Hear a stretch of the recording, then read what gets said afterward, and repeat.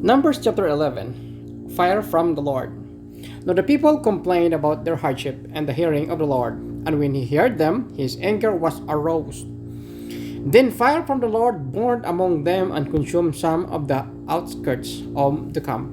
When the people cried out to Moses, he prayed to the Lord, and the fire died down. So that place was called Taberah, because fire from the Lord had burned among them.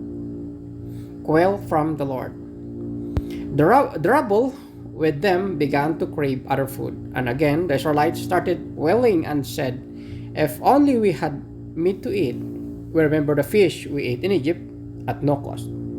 Also the cucumbers, melons, leeks, onions, and garlic. But now we have lost our appetite. We never see anything but this manna." The manna was like coriander seed and looked like raisin. The people went around gathering it, and then ground it in a handmill or crushed it in a mortar. They cooked it in a pot or made it into loaves, and it tastes like something made with olive oil. When the dew settled on the camp at night, the manna also came down. Moses heard the people of every family wailing at the entrance to their tents. The Lord became exceedingly angry, and Moses was troubled. He asked the Lord, "Why have you brought this trouble on your servant? What have I done to displease you that you put the burden of all these people on me? Did I conceive all these people? Did I give them birth? Why do you tell me to carry them in my arms as a nurse carries an infant? To the land you promised on oath to their ancestors, where can I get meat for all these people? They keep wailing to me, 'Give us meat to eat.' I cannot carry all these people by myself. The burden is too heavy for me.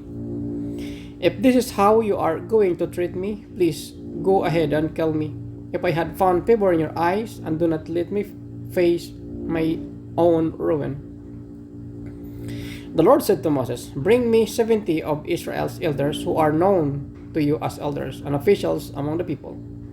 Have them come to the tent of meeting, that they may stand there with you.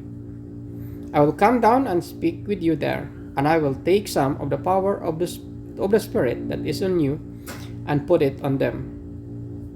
They shall share the burden of the people with you, so that you will not have to carry it alone. Tell to the people, 'Consecrate yourselves in preparation for tomorrow, when you will eat meat. The Lord heard you when you willed.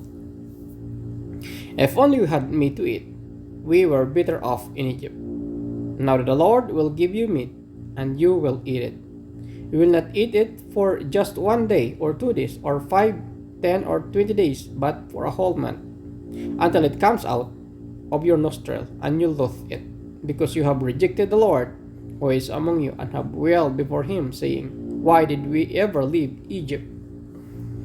But Moses said, 'Here I am among 600,000 men